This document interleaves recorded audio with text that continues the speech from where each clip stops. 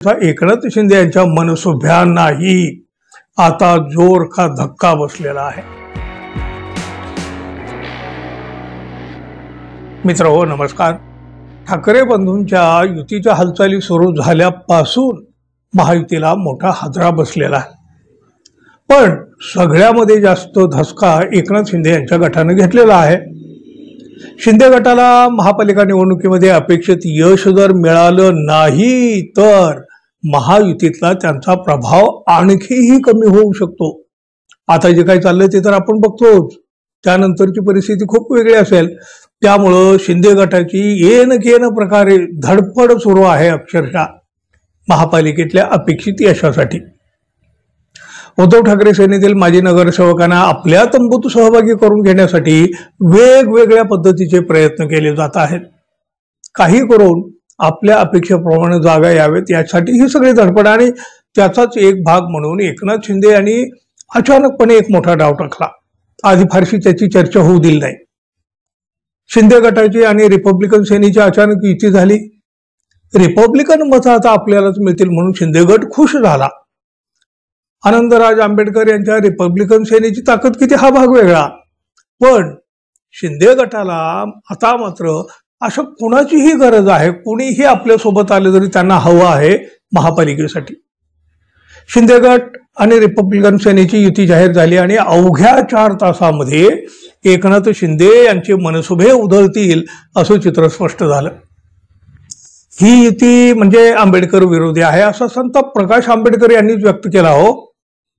त्यांनी म्हणजे वंचित बहुजन आघाडीनं एक निवेदन सुद्धा प्रसिद्ध केलं आणि या निवेदनात त्यांनी म्हटलं, रिपब्लिकन सेनेची भाजपचा मित्रपक्ष असलेल्या शिवसेनेबाबत युती म्हणजे केवळ भाजप विरोधात आणि संविधान वाचवण्यासाठी लढणाऱ्या चळवळी विरोधातच नव्हे तर फुले, शाहू आणि आंबेडकरांच्या विचारधारेच्या विरोधातही आहे।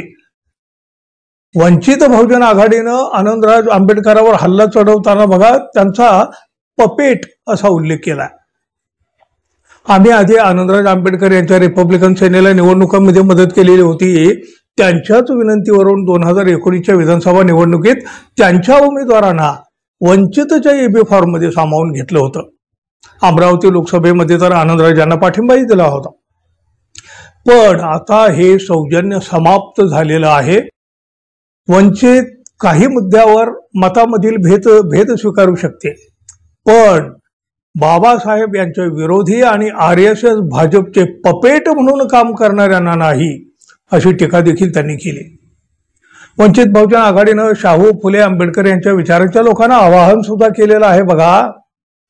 RSS भाजपचे पपेट असलेले संविधानाऐवजी मनुस्मृतीला मानणाऱ्या सोबत उभं राहायचं की संविधान वाचवण्यासाठी लढणाऱ्या विचारधारेसोबत, याचा निर्णय आता शाहू, फुले, आंबेडकरी विचारधारातील लोकांनी घ्यायचा आहे असं वंचितनं म्हटलंय। म्हणजे बघा एक प्रकारे वंचितनं आंबेडकरी जनतेला आंबेडकर शिंदे युतीसोबत न जाण्याचं आवाहन केलं आहे। रिपब्लिकन सेनेतील नाराज सदस्यांना वंचित बहुजन आघाडीत येण्याचं आवाहन सुद्धा वंचित बहुजन आघाडीनं म्हणजे प्रकाश आंबेडकरांनी केलं आहे। त्यामुळं प्रकाश आंबेडकर यांनी एक प्रकारे आनंदराज आंबेडकर आणि एकनाथ शिंदे यांचं टेन्शन वाढवलेलं आहे।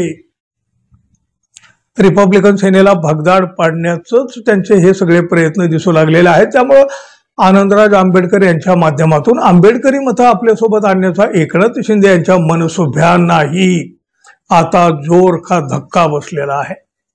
अवघ्या 4 तासात एकनाथ शिंदे यांचा हा डाव फसला असं म्हणता येईल का मित्रांनो?